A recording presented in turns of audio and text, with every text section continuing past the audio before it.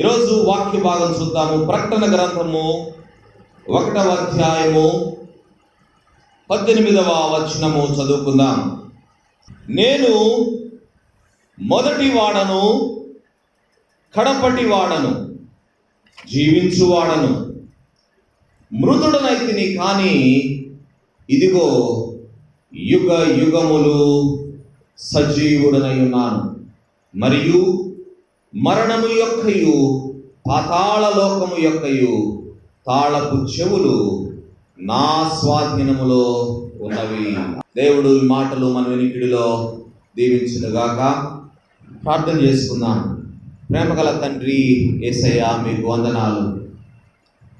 మీ కృపలో మమ్మను జ్ఞాపకం చేసుకున్నందుకు వందనాలు ప్రభువా. మా జీవితాల్లో మీరు చేసిన మేలులన్నిటి కొరకు వందనాలు చెల్లిస్తా ఉన్నాం. ఎవరి కాలంలో మీరు మాతో మాట్లాడాలని ఆశపడుతూ ఉన్నారు. మీ మాటలు వినే గొప్ప భాగ్యము మాకు దయచేయండి ప్రభువా. వినగల చెవి, సిద్ధ మనస్సు మాకు దయచేయండి. మీ పరలోకపు సింహాసనము నుండి నన్ను మమ్ములను మీరు దర్శించండి ప్రభువా. అయినా ఈ పునరుత్థాన దినమున మేమందరము మీ సన్నిధిలో యోధముగా చేరి మిమ్మను స్తుతించే భాగ్యము, మిమ్మల్ని ఘనపరిచే భాగ్యము మాకు ఇచ్చినందుకు వందనాలు నాయనా. మీ మాటలు జీవము కలిగిన మాటలు.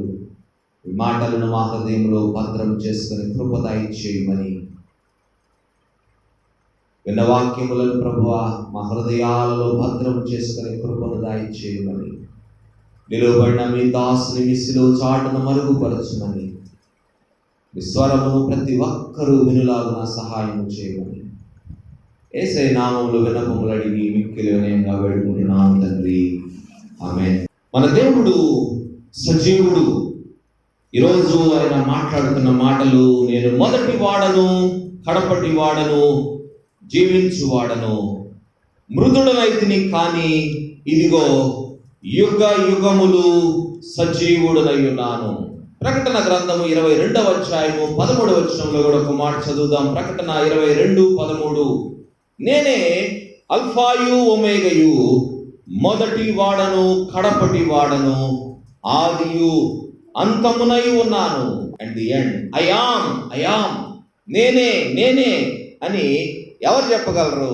మోషే ఒక నాడు దేవుణ్ణి అడిగాడు, అయ్యా, ఇశ్రాయేలీలు విస్తారమైన జనాంగము, వాళ్ళ దగ్గరికి నన్ను వెళ్ళమంటున్నావు, వెళ్తాను, ఓకే. వెళ్ళిన తర్వాత నిన్ను మా దగ్గరకు పంపించిన దేవుడు ఎవరు అని అడిగితే నీ పేరు ఏం చెప్పాలయ్యా అని అడుగుతాడు మోషే. ఏం చెప్తాడు మోషేకి దేవుడు? నేను ఉన్నవాడను, అయాం వాట్ అయాం. నేనే అని ఎవరైనా చెప్పగలరా? ఈ లోకంలో ఎంతో మంది బోధకులు, ఎంతో మంది మేధావులు, ఎంతో మంది గురువులుగా పిలువబడిన వారు, ఎంతో మంది పూజించబడిన వారు, ఎంతో మంది దేవునితో సమానముగా హెచ్చించబడిన వారు, ఎంతో మంది మరి కీర్తించబడిన వారు మహాత్ములుగా ఈ లోకంలో పుట్టారు. వాళ్ళ జీవిత కాలంలో వాళ్ళు చేయగలిగింది ఏంటి అంటే ఏం చేశారు? అదిగో మోక్ష మార్గం. అన్ని మార్గాలు ఒకే చోటకి చేరతాయి. మేమెవరం ఏమి చెప్పినా అన్నీ ఎక్కడికి వెళ్తాయి? నువ్వు ఎలా చేయాలి, ఎలా చేయాలని రకరకాల మార్గాలు చూపించి అందరూ కాలగర్భంలో కలిసిపోయినారు. కానీ ఈ భూమిపై జన్మించిన ఒకే ఒక్క వ్యక్తి ఉన్నాడు. ఆయన అన్నాడు, ఏమన్నాడు? నేనే మార్గము, నేనే సత్యము, జీవమునై ఉన్నాను. I am the way, the truth and the life. మృతుడనైతిని కానీ యుగ యుగములు సజీవుడనని ఎవరు చెప్పగలరంటే మరణాన్ని జయించి పునరుత్థానుడై తిరిగి లేచిన వ్యక్తి మాత్రమే చెప్పగలడు. ఈ లోకంలో ఎవరైనా ఉన్నారా అంటే ఒక్కడే యేసుక్రీస్తు ప్రభు. Yes, he is risen. మరణం ఆయనను పట్టి ఉంచలేకపోయింది. యేసయ్య ఎందుకు మరణించాడు? ఆయన ఎందుకు పునరుత్థానుడయ్యాడు? There is a reason for it. ఎందుకు ఆయన మరణించకుండానే మరి ఆయన పరలోకానికి వెళ్ళిపోవచ్చు కదా. మార్గం చూపించాను నా ప్రజలకి, ఇదిగో నేనే సత్యము, నేనే మార్గం అన్నాను, నా ద్వారా తప్ప తండ్రి యొద్దకు ఎవరు రారని చెప్పాను. నన్ను తెలుసుకున్న వాళ్ళు ఆటోమేటిక్గా పరలోకానికి వచ్చేస్తారు కదా, మరి ఎందుకు చచ్చిపోవాలి? మరెందుకు పునరుద్ధానుడు అవ్వాలి? కారణము, దేర్ ఇస్ ఎ రీజన్. చూడండి, రోమా పత్రిక 14వ అధ్యాయము 9వ వచనము. రోమా 14:9 ఏమని రాయబడిందంటే, తాను మృతులకును సజీవులకును ప్రభువై ఉండుటకు ఇందు నిమిత్తమే కదా క్రీస్తు చనిపోయి మరలా బ్రతికెను. ఆయన సజీవులకు మాత్రమే దేవుడు కాదు, ఆయన మృతులకు కూడా నేను దేవుడను, మృతులకు కూడా నేను ప్రభువును, మృతుల మీద కూడా నాకు అధికారం ఉంది అని రుజువు చేయటానికి యేసుక్రీస్తు మరణించి పునరుద్ధానుడయ్యాడు. యేసుక్రీస్తు అందరికీ ప్రభువు, అందరికీ ప్రభువు. యేసయ్య అందరికీ ప్రభు, సజీవులకు ప్రభువే, మృతులకును ఆయన ప్రభువే. ఆయన మరణాన్ని జయించిన వాడు, ఆయన మరణపు ముళ్ళును విరిచిన వాడు. ఓ మరణమా నీ ముల్లెక్కడా, ఓ మరణమా నీ విజయం ఎక్కడా అని మరణానికి సవాలు విసిరిన వాడు మన ప్రభు అయిన యేసుక్రీస్తు. ఈ లోకంలో ఎవరైనా ఉన్నారా మరణాన్ని జయించిన వాళ్ళంటే? There is none. ఒక్కళ్ళని మనం చూపించలేము. మరణాన్ని జయించిన వాడు మన ప్రభువు. మరణానికి సవాలు విసిరిన వాడు నేను నమ్మిన నా ప్రభువు, నీవు నమ్మిన నీ ప్రభువు. ఆయన జీవించే దేవుడు, ఆయన సజీవుడైన దేవుడు. ఆయన సజీవుడని ఈ భూమి మీద ఆయన పునరుద్ధారుడైన తర్వాత అనేక మంది చెప్పారు. దేవదత్తులు మొట్టమొదట ఆయన సజీవుడు, ఆయన లేచి ఉన్నాడని చెప్పారు. తర్వాత ఆయన పునరుద్ధారుడైన తర్వాత 40 దినములు ఆయన ఈ భూమి మీద ఉండి అనేక మందికి కనపడ్డారు. అనేక మంది చెప్పారు ఆయన సజీవుడు, ఆయన సజీవుడు, ఆయన లేచి ఉన్నాడు. ఆయన చూసిన వాళ్ళందరూ, ఈ 40 దినాల్లో ఒక పెద్ద లిస్ట్ ఉంది, ఆయన చూసిన వాళ్ళ లిస్టు. వాళ్ళందరూ చెప్పారు ఆయన సజీవుడు. యేసయ్య స్వయంగా చెప్తున్నారు, నేను మృతుడనైతిని కానీ యుగ యుగములు సజీవుడనై ఉన్నాను. మనం నమ్మిన దేవుడు సజీవుడు. మనం నమ్మిన దేవుడు చచ్చిపోయిన దేవుడు కాదు. మనం నమ్మిన దేవుడు సమాధిలో ఉన్న దేవుడు కాదు. మనం నమ్మిన దేవుడు సజీవుడైన దేవుడు. 25వ వచనము యోబు గ్రంథం 19వ అధ్యాయము 25వ వచనములో యోబు అంటున్నాడు, నా విమోచకుడు సజీవుడు, my redeemer lives. I know that my redeemer lives. My redeemer is not dead, he is living. Russia దేశం గురించి మనందరికీ తెలుసు. రష్యా ఒక కమ్యూనిస్ట్ దేశం. అది అక్కడ అంత ఫ్రీడమ్ లేదు క్రిస్టియన్స్కి, క్రిస్టియానిటీకి అంత ఫ్రీడమ్ లేదు. కానీ ఒకానొక రోజున ఈస్టర్ ఆరాధన జరుగుతూ ఉందంట. ఈస్టర్ ఆరాధన జరుగుతూ ఉన్నప్పుడు పోలీసులు వచ్చారు పాస్టర్ గారిని అరెస్ట్ చేయడానికి. పాస్టర్ గారు ప్రసంగానికి సిద్ధపడతా ఉన్నారు, ప్రసంగం చేయడానికి రెడీ అవుతా ఉంటే అరెస్ట్ వారెంట్ వచ్చింది. అరెస్ట్ చేయడానికి పోలీసులు వచ్చారు. పోలీసులు వస్తే, అయ్యా ప్రసంగం చేసి వస్తాను, కొంచెం సేపు వెయిట్ చేయండి అంటే, no we don't have that much time, we have to arrest you right now. నీకు అంత టైం ఇవ్వటానికి లేదయ్యా, ఒక్క 5 నిమిషాలన్నా టైం ఇవ్వండి అయ్యా చాలు, నేను చిన్న ప్రసంగం చెప్పుకొని, ఈస్టర్ రోజు కదా, పండగ రోజు అందరూ ఆశతో వచ్చి ఉంటారు, చిన్న ప్రసంగం చెప్పుకొని వచ్చేస్తాను మీతో పాటు, 5 నిమిషాలు. No we don't have that much time. నీకు ఏదైనా అవకాశం కావాలంటే ఒక్క 3 మాటలు చెప్పుకో, అంతకంటే మేము అవకాశం ఇవ్వము అన్నారు. ఓకే థ్యాంక్స్ అన్నాడు ఆ పాస్టర్ గారు. థ్యాంక్స్ అని బలంగా ఆయన పుల్పిట్ మీదకి వచ్చి ఆయన చెప్పిన 3 మాటలు ఏంటో తెలుసా? 3 మాటలు బలముగా ఆయన ప్రసంగించిన ప్రసంగం ఏంటంటే, మై రిడీమర్ లివ్స్, నా విమోచకుడు సజీవుడు. అంతే, అదే ఆయన ప్రసంగం. ముగించేసి వెళ్ళిపోయాడు. ఆ దినాన గొప్ప ఉద్యమము రష్యాలో ఆ సంఘములో వచ్చింది. My redeemer lives. అవిశ్వాసులను ఎంతగానో బలపరిచినాయి ఆ మాట. అవును, మనలను విమోచించిన వాడు సజీవుడు. మన పాపముల నుంచి మనల్ని విడిపించిన వాడు సజీవుడు. మనల్ని శాపము నుంచి విముక్తులను చేసిన వాడు సజీవుడు. మనల్ని ఉగ్రత నుంచి తప్పించిన వాడు సజీవుడు. He is living. ఆయన సజీవుడైన దేవుడు. మన అపరాధాల చేత, మన పాపాల చేత మనం చచ్చిన వారంగా ఉన్నప్పుడు మనల్ని బ్రతికించిన వాడు సజీవుడు. మనకు ప్రాణము, మన కొరకు ప్రాణము పెట్టిన దేవుడు సజీవుడు.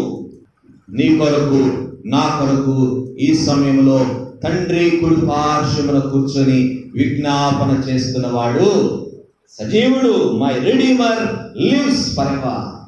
ఆయన సజీవుడైన దేవుడు. ఆయన నిన్న నేడు నిరంతరము ఏకరీతిగా ఉన్న దేవుడు.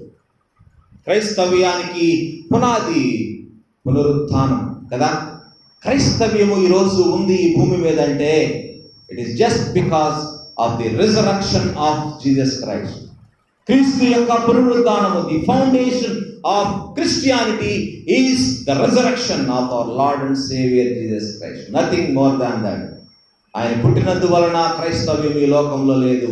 ఆయన చనిపోయినందువలన ఈ లోకంలో క్రిస్టియానిటీ లేదు. కానీ కేవలము ఆయన పునరుద్ధానుడై మరణాన్ని జయించి తిరిగి లేచినందువలన ఈరోజు క్రైస్తవ్యము ఈ భూమి మీద ఉండగలుగుతా ఉంది. ఎంత విస్తారముగా క్రైస్తవ్యము. క్రైస్తవ్యము అంటే సింపుల్గా ఏంటంటే ఆ పునరుద్ధానుడైన యేసు క్రీస్తును లోకానికి చూపించటమే క్రిస్టియానిటీ. నా దేవుడు సజీవుడు అని చెప్పటమే క్రిస్టియానిటీ. దేవుడి కాలం సూటిగా నేను ఒక ప్రశ్న అడుగుతున్నాను, నీ దేవుడు సజీవుడని నీకు తెలుసా? Do you know that your Christ, your redeemer is living now? ప్రభు సజీవుడని, ఆయన జీవిస్తున్నాడు, ఆయన నా జీవితంలో ఏదైనా చేయగలడు అని నమ్మేవారు చాలా తక్కువ. వెరీ ఫ్యూ పీపుల్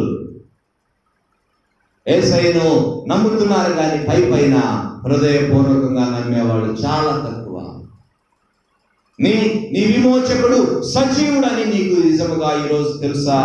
నీవు నమ్మాలి మొదట. ఇంకొకరికి చెప్పాలంటే నా దేవుడు సజీవుడు, నా దేవుడు రక్షకుడు, నన్ను రక్షించాడు, నిన్ను కూడా రక్షిస్తాడని చెప్పాలంటే నీ దేవుడు సజీవుడని నీకు తెలియాలి కదా మొదట. You have to trust that your redeemer is living now. నీ విమోచకుడు సజీవుడని నీవు నమ్మాలి.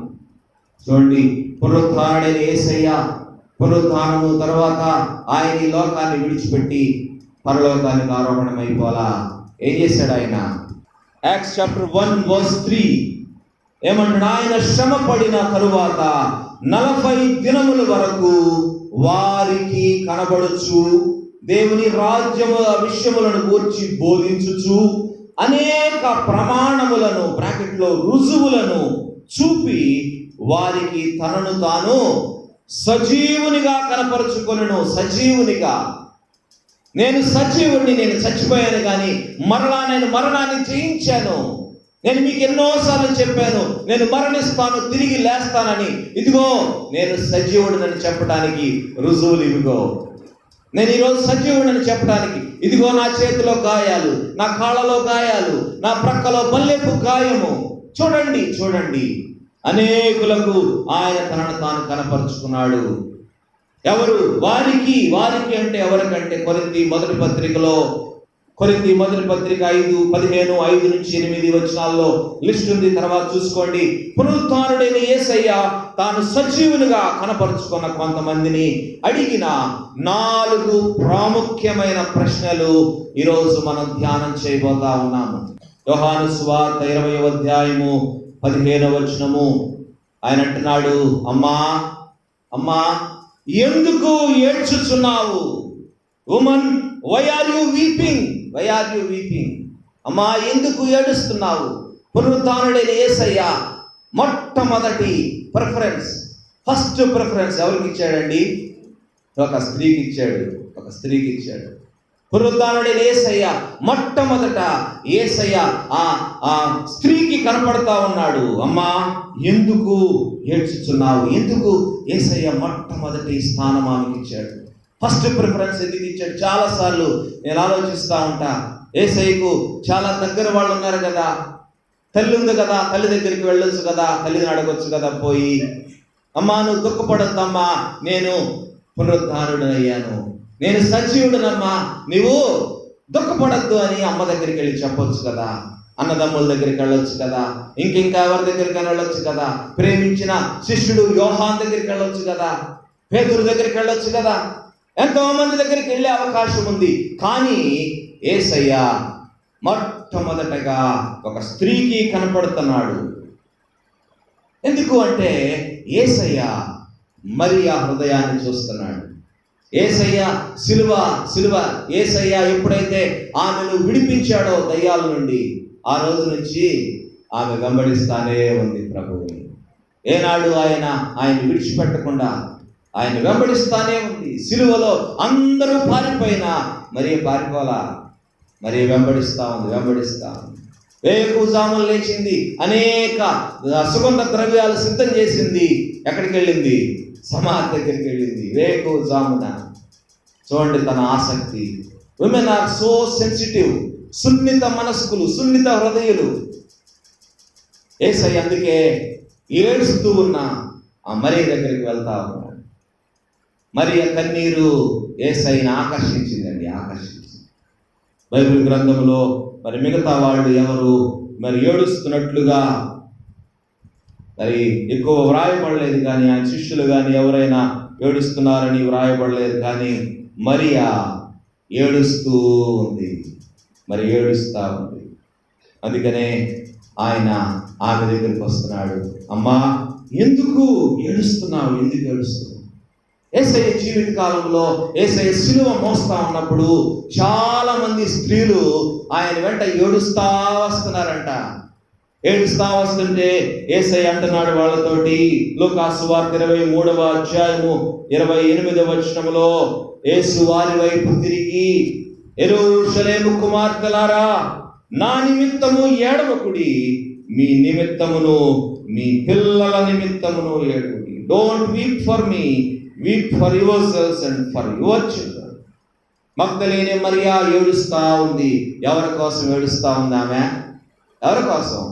యేసయ్య కోసం ఏడుస్తా ఉంది. యేసయ్య మరియతో అంటున్నాడు, మరియమ్మ, అమ్మా ఎందుకు ఏడుస్తున్నావు నువ్వు? నా గురించి ఏడుస్తున్నావా? నా గురించి ఎందుకు ఏడుస్తావు నువ్వు? నేను మృత్యుంజయుడును, ఐ యామ్ లివింగ్. నేను మరణాన్ని జయించిన వాడిని, నేను సజీవుడనై ఉండగా నా కోసం ఎందుకు ఏడుస్తున్నావు నువ్వు? నా కోసం ఏడవన అవసరము ఎంత మాత్రం లేదు. యేసయ్య ఆ రోజు ఆమె కన్నీటిని తుడిచివేసినాడు. సజీవుడిగా తనను తాను కనపరుచుకొని ఆమె దుఃఖాన్ని తొలగించినాడు. ఆమె కన్నీరు ఆనంద బాష్పాలుగా మార్చబడ్డాయి. రబ్బూని, బోధకుడా అని ఆమె ప్రభువును సంబోధించింది. ఈ ఉదయకాలము దేవుడు నిన్ను ప్రశ్నిస్తా ఉన్నారు. ఇక్కడ ఉన్న ప్రతి ఒక్క స్త్రీని ప్రభు ఈ ఉదయకాలము ప్రశ్నిస్తా ఉన్నారు. అమ్మా, ఎందుకు ఏడుస్తూ ఉన్నావు? అమ్మా, ఎందుకు ఏడుస్తూ ఉన్నావు అని ఈ ఉదయకాలమును నిన్ను ప్రశ్నిస్తా ఉన్నాడు ప్రభు. నీ జీవితంలో ఏదైనా ఏడుపు ఉందా?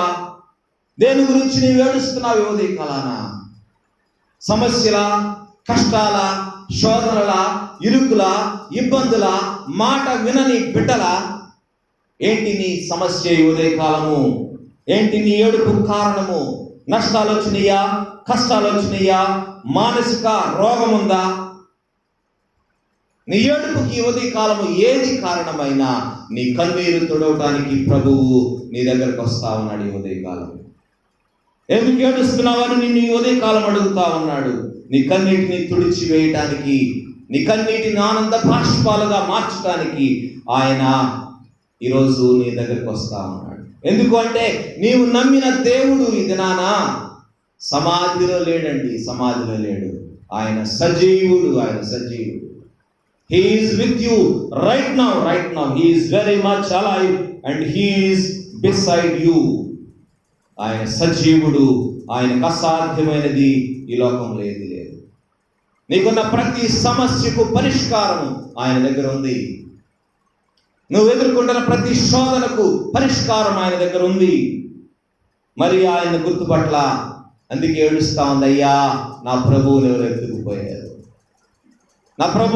ఎత్తుకుపోయారు. ప్రియమైన దేవుని బిడ్డ, ప్రభువు నీ పక్కనే ఉన్నాడు. ప్రభువు నీతో ఉన్నాడు. నీవు గుర్తుపట్టాలంటే నువ్వు గుర్తుపట్టట్లా మరి ఇలాగా. అందుకనే నీ కన్నీరు తీరటంలా, నీ కన్నీటికి ఫుల్ స్టాప్ లేదు. నువ్వు ఏడుస్తానే ఉంటున్నావు, రోధిస్తానే ఉంటున్నావు, వేదన దుఃఖంలో ఉంటున్నావు. నాకెవరు సహాయం లేరు, నాకెవరు తోడలేదు, నన్నెవరు పట్టించుకోవట్లేదని నువ్వు అనుకుంటున్నావు. కానీ ప్రభువు నీతో ఉన్నాడు, నీ ప్రక్కన ఉన్నాడు. నీవే పట్టించుకోవటంలా, నీవే గుర్తించటంలా. గుర్తించు ఆయన్ని, ప్రభువుని పలకరించు. ప్రభువు నీతో మాట్లాడతాడు, ప్రభువు నీ కన్నీరు తుడుస్తాడు. చూడండి, ఇంకా బైబిల్ గ్రంథంలో ఇంకొక రెండవ ప్రశ్న అదే భాగంలో 20:15లో, అమ్మా అమ్మా ఎవరిని వెతుకుతున్నావు? ఎవరిని వెతుకుతున్నావు? ఎవరిని వెతుకుతున్నావు అమ్మా? నువ్వు ఎవరిని వెతుకుతుంది మరి అమ్మా? ఎవరిని?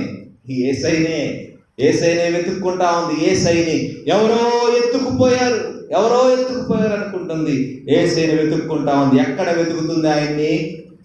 ఎక్కడ వెతుకుతుంది? సమాధిలో వెతుకుతా ఉంది. సమాధిలో మరణాన్ని జయించి తిరిగి లేచిన దేవుడు సమాధిలో దొరుకుతాడా సమాధిలో? No, is not there. ఆయన జీవము కలిగిన దేవుడు, ఆయన సజీవుడైన దేవుడు. చూడండి, లోకాసు వార్త 24వ అధ్యాయము 5-6 వచనాల్లో దేవదూత అంటా ఉన్నాడు వారితోటి. లోకాసు వార్త 24:5-6 వచనాల్లో, సజీవుడైన వానిని మీరెందుకు మృతులలో వెతుకుతున్నారు? ఆయన ఇక్కడ లేడు, ఆయన లేచి ఉన్నాడు. ఈరోజు కూడా ప్రజలు దేవుణ్ణి ఎక్కడెక్కడో వెతుకుతా ఉన్నారు. నిజ దేవుడు ఎవరో తెలియక ఎక్కడెక్కడికో వెళ్తా ఉన్నారు. క్రైస్తవ విశ్వాసుల సంగతి ఏంటి? ఇతరుల గురించి మనకు అవసరం లేదు. మరి క్రైస్తవ విశ్వాసుల సంగతి ఏంటి? వారు కూడా పరుగులెత్తుతా ఉన్నారు. ఈ దినాల్లో ఎక్కడెక్కడికో పరుగులెత్తుతా ఉన్నారు. మనుషుల్లో దేవుణ్ణి వెతుక్కుంటున్నారు. సేవకులలో దేవుని కంటే ఎక్కువగా వారిని హెచ్చించి వారిని ఘనపరుస్తూ ఉన్నారు. సేవకుల్లో దేవుని చూస్తున్నారు. ఒక ఆయన ఫోటో ఒకళ్ళ ఇంట్లో పెట్టుకున్నారు. నేను అడిగా, ఏంటమ్మా మరి ఆయన ఫోటోని అంత పెద్ద చేసి ఇంట్లో పెట్టుకున్నారు అంటే, మా అన్నయ్య మాకు దేవుడితో సమానం అండి. మా అన్నయ్య మాకు దేవుడితో సమానం అంట. ఇదే క్రైస్తవ్యం ఈరోజు జరుగుతూ ఉంది. ఎక్కడ చూసినా ఫోటోలకి పూజలు ఎక్కువైపోయినాయండి ఈ దినాల్లో. ప్రభువును చూసినా చూడకపోయినా, దేవుని వాక్యాన్ని చూసినా చూడకపోయినా, ఆయన ముఖం చూస్తే చాలు ఉబ్బిపోతున్నారు క్రైస్తవులు. ఈరోజు చాలా మంది మాయలో పడిపోతున్నారు. మోసపోవద్దని నేను ప్రేమతో మనవి చేస్తా ఉన్నాను. దేవుణ్ణి మనుషుల్లో వెతకబాకండి, దేవుణ్ణి సేవకుల్లో వెతకబాకండి, దేవుని సంఘాల్లో వెతుక్కోబాకండి. అనేక పుణ్యక్షేత్రాలకు వెళ్తున్నారు ఈ మధ్య. మరీ దౌర్భాగ్యం. క్రిస్టియన్స్ గడ్డాలు పెంచడం, తలలు పెంచడం, ఎక్కడికో వెళ్ళి తీపించుకొని రావటం. దౌర్భాగ్యమైన స్థితికి క్రైస్తవ్యం దిగజారిపోతా ఉంది రోజు రోజుకి. క్రైస్తవులు మాలలు వేసుకుంటున్నారు ఈ మధ్యలో, సెపరేట్ బట్టలు వేసుకుంటున్నారు.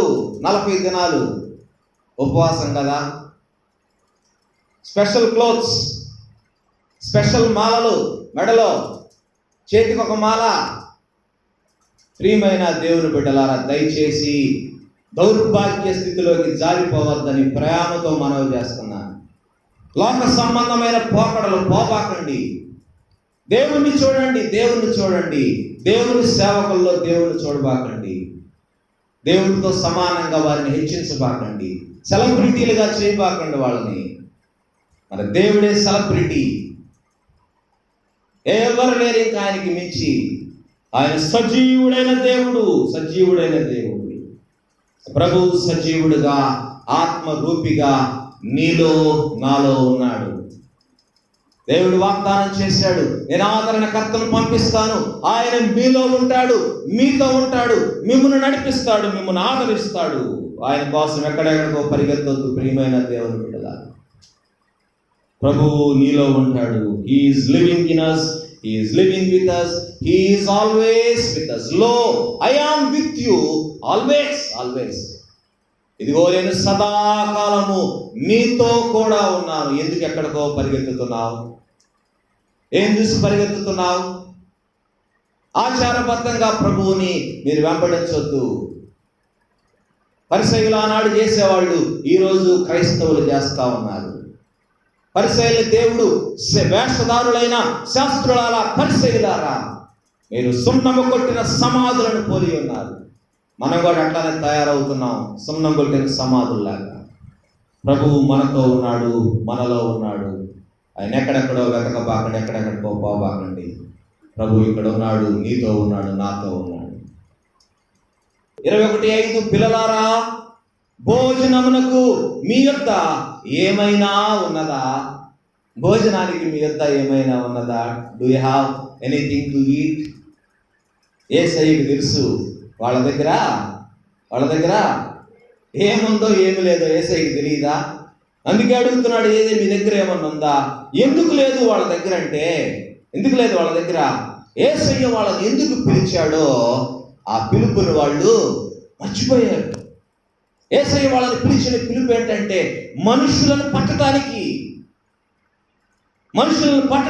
వాళ్ళని పిలిస్తే వాళ్ళు ఏం చేస్తున్నారు? చేపలు పడుతున్నారు. పిలుపుని నిర్లక్ష్యం చేసేవాళ్ళు, పిలుపు నుంచి దూరముగా తొలగిపోయేవాళ్ళు,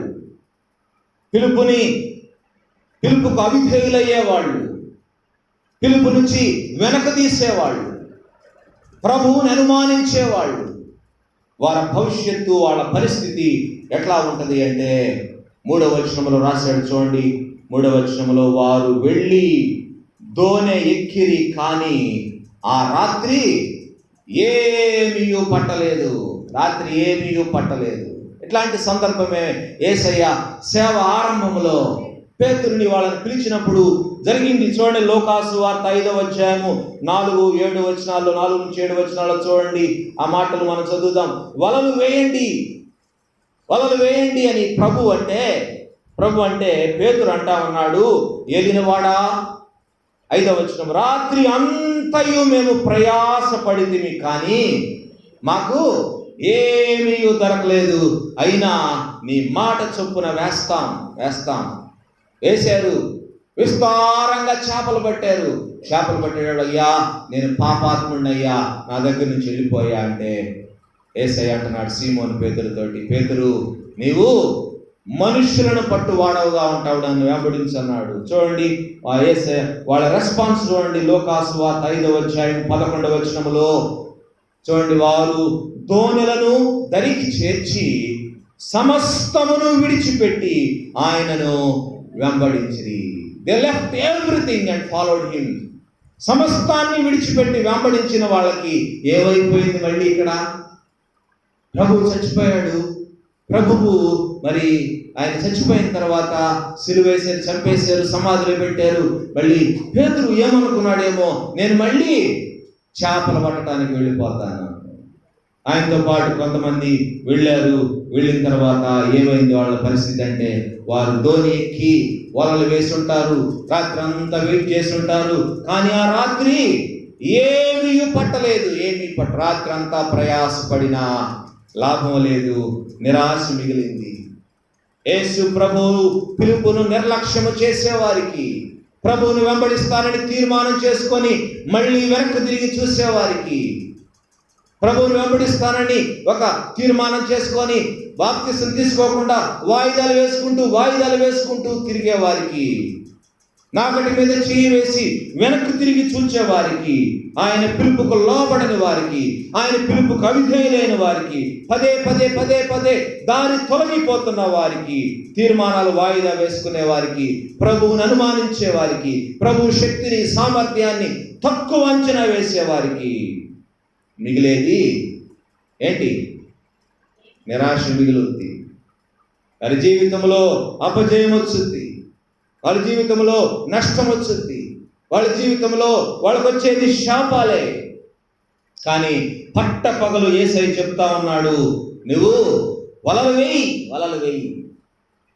ఎన్నో అనుమానాలు ఉండొచ్చు పేతురికి, అయ్యా రాత్రే మేము కష్టపడ్డాము, రాత్రి అంతా ప్రయాసపడితే మాకేం దొరకలేదు, పట్టపగలు చేపలట దొరుకుతాయి అయ్యా. అయినా యేసయ్య మాట విని వాళ్ళు వెళ్ళ వేస్తే విస్తారమైన చేపలు పట్టారంట. 153 పెద్ద చేపలు. యేసయ్య ఏమని రుజువు చేస్తా ఉన్నారంటే, యేసయ్యను అనుమానించకుండా వెంబడించే వారికి దేవుడు విస్తారమైన దీవెనలు అనుగ్రహిస్తాడు. వారి జీవితాల్లో శాపాన్ని ఆశీర్వాదంగా మారుస్తాడు, నిరాశను ఏం చేస్తాడు? సంతోషంగా మారుస్తాడు. డిసప్పాయింట్మెంట్ అనేది ప్రతి జీవితంలో ఉంటుంది. మన జీవితంలో ఎన్నోసార్లు మనం డిసప్పాయింట్ అవుతూ ఉంటాం. ఏదో జరగనప్పుడు, ప్రభు ఏదో మనకు చేయనప్పుడు, ఉంటుంది. కానీ దానిని మనం ప్రభు సంపూర్ణంగా ఆయన నమ్మితే, ఆయన విశ్వాసం ఉంచితే మన నిరాశను తొలగిస్తాడు, మన దుఃఖాన్ని సంతోషంగా మారుస్తాడు, మన నష్టాన్ని లాభంగా మారుస్తాడు. పేతురు అదిరిపోయి ఉంటాడు. 153 విస్తారమైన చేపలు పట్ట పగలు దొరికేటప్పటికీ వారు దోణి దిగి వచ్చినప్పుడు వారి కోసం యేసయ్య ఏం చేశాడు? భోజనం సిద్ధం చేశాడు. వాళ్ళకి భోజనం సిద్ధం చేశాడు. దీన్ని బట్టి మనం అర్థం చేసుకోవాల్సింది ఏంటంటే, మనం నమ్మిన దేవుడు, మనల్ని పిలిచిన దేవుడు ఏంటి? నమ్మదగిన వాడు. He is so faithful. పిలిచిన వాడు మనల్ని పోషించడా? ఆయన పిలుపుకు లోబడాలి మనం. ఆయన పిలుపును అంగీకరించాలి మనం. ఆయన పిలుపుకు అవిధేయులైతే మన జీవితంలో మిగిలేది నిరాశ, నష్టము, శాపము. Don't doubt him, trust him always. నీ జీవితంలో ఆయన్ని ఏ విషయంలో అనుమానిస్తున్నావేమో, నా దేవుడు నాకు సహాయం చేయడు, ఇంకొక మార్గం వెతుక్కుందామని అనుకుంటున్నావేమో, no no no no, you have to trust him completely. దేవుడు నిన్ను దీవిస్తాడు, ఆశీర్వదిస్తాడు, నీ నిరాశను తొలగిస్తాడు, నీ జీవితంలో శాపాలను ఆశీర్వాదాలుగా మారుస్తాడు, నిన్ను వృద్ధి చేస్తాడు. 4వ ప్రశ్న చూద్దాము, చివరి ప్రశ్న. యోహాను సువార్త 21వ అధ్యాయము 15వ వచనము. జాన్ 21:15. పేతురుని అడుగుతా ఉన్నాడు యేసయ్య.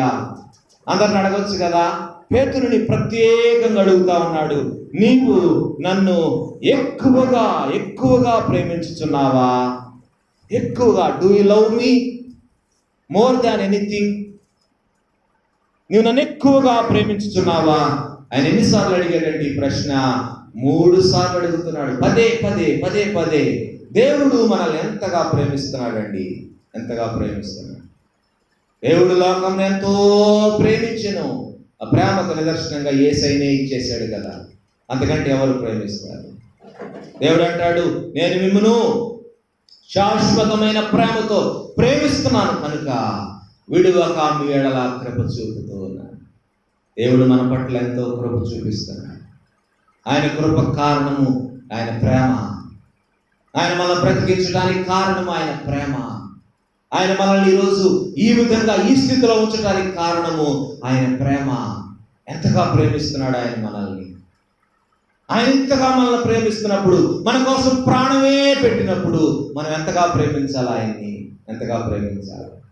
ప్రేమిస్తున్నామా మనం దేవుణ్ణి? ప్రేమిస్తున్నామా? పేతురుని అడుగుతా ఉన్నాడు. పేతురు, నీవు నన్ను ఎక్కువగా ప్రేమిస్తున్నావు, వీరందరికంటే నీవు నన్ను ఎక్కువగా ప్రేమిస్తున్నావా? This is what God expects each and every one of us. మనందరి నుంచి ఆయన అదే కోరుకుంటాడు. మనం ఆయన్ని హృదయపూర్వకంగా ప్రేమించాలని ఆయన కోరుకుంటాడు. నేను ఇంతగా నా బిడ్డల కోసం చేశాను కదా, ఇంతగా నేను వాళ్ళని ప్రేమిస్తున్నాను కదా, ఇంతగా వాళ్ళని పోషిస్తున్నాను కదా, ఇంతగా వారిని దీవిస్తున్నాను కదా, మరి వారిని ఎందుకు ప్రేమించరు? దేవుడు కోరుకుంటాడు, నా బిడ్డలు నన్ను అన్నిటికంటే ఎక్కువగా ప్రేమించాలని. ఈ లోకంలో అన్నిటికంటే ఆయన మనం ఎక్కువగా ప్రేమించాలని. We have to love him more than anything in this world. మన జీవితంలో ఆయన కంటే ప్రాముఖ్యమైనది ఏది ఉండకూడదు. దేవుని ప్రేమించటం అంటే ఆయన ఆజ్ఞలు గైకొనటమే. ఆయన్ని ప్రేమించటము. పేతురుకు దేవుడిచ్చిన ఆజ్ఞలు ఏంటంటే 3 సార్లు అడిగినప్పుడు 3 ఆజ్ఞలు ఇస్తా ఉన్నాడు. నా గొర్రె పిల్లలను మేపుము. రెండవది, నా గొర్రెలను కాయుము. మేపుము.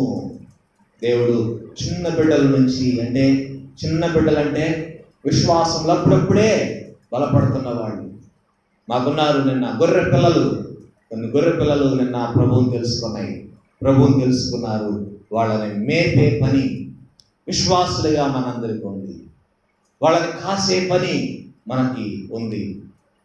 దేవుడు అప్పగించిన పని మనకి. దేవుడు మనకి నిజముగా మనం ఆయన్ని ప్రేమించే వాళ్ళమైతే ఆయన మనకిచ్చిన ఆజ్ఞలు మనం గైకొనాలి. ఆయన ఇచ్చిన 2 ఆజ్ఞలు మనకి. దేవుణ్ణి మనం ప్రేమించాలి హృదయపూర్వకంగా. రెండవది, మన పొరుగు వారిని ప్రేమించాలి. వాటి రెండింటికి మించి గ్రేట్ కమిషన్ సర్వ సృష్టికి సువార్త ప్రకటించాలి. That is our duty, that is our responsibility. Because God will ask us for account one day. నేను నీకు అప్పగించిన పని సంగతి ఏంటి?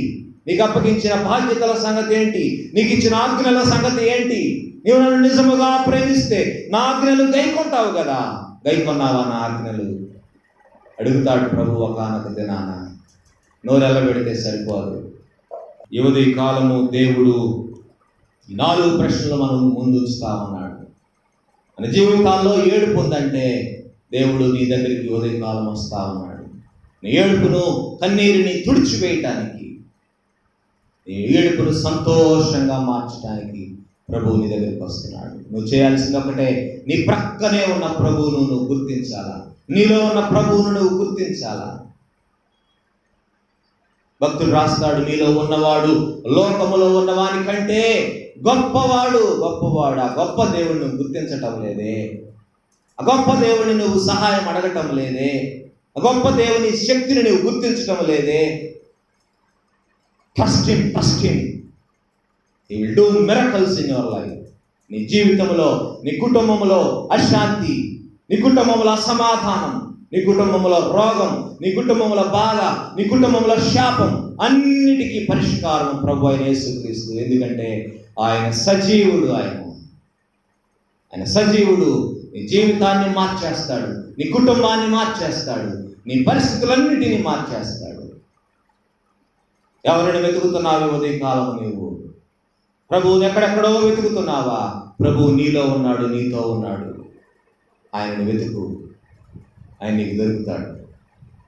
3వది, మీ దగ్గర ఏమైనా ఆహారం ఉందా? వెనుదిరిగిపోతున్నావేమో. దేవుని పిలుపుకు అవిధేయుడు అవుతున్నావేమో. దేవుని పిలుపుకు లోబడకుండా, ఆయన దగ్గరకు రాకుండా దూరంగా జీవిస్తున్నావేమో. ప్రభువు నిన్ను మరలా పిలుస్తూ ఉన్నాడు. ఈరోజు అవకాశం ఇస్తా ఉన్నాడు. Hour God is a God of second chance. 2వ అవకాశం ఇచ్చే దేవుడు ఆయన. మరలా అవకాశాలు పోగొట్టుకుంటే రాకపోవచ్చు. మళ్ళీ this may be your last chance. ఇదే నీకు చివరి అవకాశం కావచ్చు. మరొక అవకాశం ఉంటుందో ఉండదో, మన జీవితాలు బాగు చేసుకోవడానికి, ప్రభువుకు సమర్పించడానికి ఇంకొక అవకాశం లేకపోతే మన నరకంలో ఉండిపోతాం. దేవుడు నీకు మరొక అవకాశం ఇస్తా ఉన్నాడు. ప్రభు దగ్గరకు వస్తావా ఈ ఉదయకాలం? ప్రభు పిలుపుకు లోబడతావా ఈ ఉదయకాలం? 4వ ప్రశ్న, నువ్వు ఎక్కువగా ప్రేమిస్తున్నావా? దేన్ని ప్రేమిస్తున్నావు నువ్వు ఈ రోజున? లోకంలో ఉన్న వాటిని ప్రేమించకుడి. లోకంలో ఉన్నదంతా శరీరాశ, నేత్రాశ, జీవపుడంబము. Don't love them. Love God. దేవుణ్ణి ప్రేమించండి. అన్నిటికంటే ఎక్కువగా ఫాలో హిమ్. ఈ లోకంలో ఆశీర్వాదాలన్నీ నీ వెంట పరిగెత్తుకుంటా వస్తాయి. దేవుని వెంబడిస్తే యోధి కాలం మనం జ్ఞాపకం చేసుకుందాం. దేవుడు మనకిస్తున్న అవకాశాలు సద్వినియోగం చేసుకుందాం. మనందరం క్రీస్తు న్యాయపీఠం ఎదుట కారణకు దినాన్ని నిలవబడాలా. దేవుడు మనల్ని లెక్క అడుగుతాడు. ఉందా మన దగ్గర సమాధానం? Let us examine ourselves today. మన జీవితాల్లో పరిశీలన చేసుకుందాం. మన జీవితాల్లో లోటు ఏంటో, మన జీవితాల్లో ఉన్న సమస్య ఏంటో, మన జీవితాల్లో ఉన్న కొరత ఏంటో ప్రభువుకు చెప్పుకుందాం. ఈ రోజున ప్రభువు ఎట్లా ఒప్పుకుందాం. దేవుడు మన జీవితాల్లో పునరుత్థానుడైన యేసుగా, సజీవుడైన దేవుడిగా మనలో ఉండి మనలను బ్రతికిస్తాడు, మనల్ని నడిపిస్తాడు, దీవిస్తాడు, ఆశీర్వదిస్తాడు. తలవంచండి, ప్రార్థన చేసుకుందాం. ఎవరి కాలం ప్రభు నీ దగ్గరికి వస్తా ఉన్నాడు. నీ కన్నీటిని చూసి నీ దగ్గరికి వస్తున్నాడు. నిన్ను బాగు చేయడానికి, నీ కన్నీటిని తొడవడానికి. ప్రభువును గుర్తించు. నీ రక్షకునిగా స్వీకరించు. నీ ప్రభువుగా స్వీకరించు. నీ హృదయంలో ఆయనకు స్థానం ఇవ్వు. దేవుడు నిన్ను హెచ్చిస్తాడు. బలమైన సాధనంగా ఈ లోకంలో నిన్ను వాడుకుంటాడు. పునరుద్ధారుడైన క్రీస్తును నీవు ప్రకటించేవాడిగా, ప్రకటించే స్త్రీగా ఉండాలి. రక్షించబడ్డాము అయిపోయింది, ఇక మనకి ఇంకేమి పని లేదనుకుంటున్నావేమో. రక్షించబడిన ప్రతి ఒక్క క్రైస్తవ విశ్వాసి పునరుత్థానుడైన యేసుక్రీస్తును లోకానికి చూపించాలా.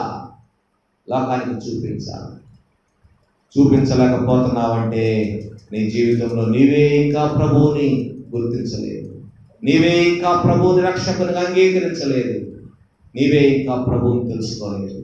తెలుసుకుంటావా ఈ ఉదయకాలం ప్రభువుని? ఆయన పిలుపుకు లోపడతావా ఈ ఉదయకాలం? దేవుడు చేతులు చాపి ఎదురు చూస్తా ఉన్నాడు నీ కోసం. అవిధేయుల ఎదురాడు ప్రజలకు దినమెల్లా నా చేతులు చాపి ఉన్నా. ఎంతకాలం వెయిట్ చేస్తావు ప్రియమైన దేవుని బిడ్డ? ఎంతకాలం వాయిదాలు వేస్తూ ఉంటావు? ప్రభువుని తెలుసుకో. ఈరోజే పునరుద్ధానుడైన యేసుక్రీస్తు సజీవుడిగా నీతో ఉన్నాడు, నీలో ఉన్నాడు. ఆయనను తెలుసుకో, ఆయనని ఇతరులకు చూపించు. ప్రార్థన చేసుకుందాం. కృప కలిగిన, ప్రేమ కలిగిన మా యేసయ్య, మీకు వందనాలు. అయినా మీరు సజీవుడైన దేవుడిగా మీరున్నారు ప్రభువా. అయినా మిమ్మల్ని మేము గుర్తించలేకపోతున్నాం నాయన. ఎన్నోసార్లు మేము సమాధిలో మిమ్మల్ని వెతుకుతా ఉన్నాం ప్రభువా. నాయన మిమ్మల్ని మేము నమ్మటం లేదు. మీ మీద మాకు ఎన్నో అనుమానాలు. మా జీవితంలో మీరు ఏదైనా చేయడానికి మీరు సమర్థత కలిగి ఉన్నారు. మా జీవితాలను మార్చగలిగిన సమర్థత మీ దగ్గర ఉన్నది ప్రభువా. ఆయన మీ యందు మేము నమ్మకం ఉంచడానికి సహాయం చేయండి. మీరు నిజమైన దేవుడని, సజీవుడైన దేవుడని మా హృదయంలో మేము నమ్మి విశ్వసించి మీ అడుగు జాడలలో నడుచుకునే కృప మాకందరికీ దయచేయమని వేడుకుంటున్నాను. యువతి కావాలని తమ జీవితాలను మీకు సమర్పించిన బిడ్డల కొరకు మిమ్మల్ని స్తుతిస్తున్నాము నాయన. హృదయంలో ఎవరైతే తీర్మానం చేసుకున్నారో వారందరిని మీరు దీవించండి, ఆశీర్వదించి ఇంకా తమ హృదయాలను కఠినపరుచుకొని మీకు దూరముగా ఉంటున్న బిడ్డలను గద్దించండి ప్రభువా, గద్దించండి. మీ వైపు ఆకర్షించుకోనండి నాయనా. ఈరోజు వచ్చిన అవకాశం సద్వినియోగం చేసుకోలేదు ప్రభువా. మీ చిత్తమైతే మరొక్క అవకాశం వారికి దయచేయండి ప్రభువా. కృపలో జ్ఞాపకం చేసుకోమని, దినదైవంతో మమ్మల్ని నింపమని, పునరుద్ధానుడైన యేసుగా మా జీవితాల్లో స్థిరముగా ఆయన మమ్మల్ని నడిపించి, దీవించి, ఆశీర్వదించుమని యేసయ్య నామములో విన్నపములు అడిగి వేడుకుంటున్నాము తండ్రి.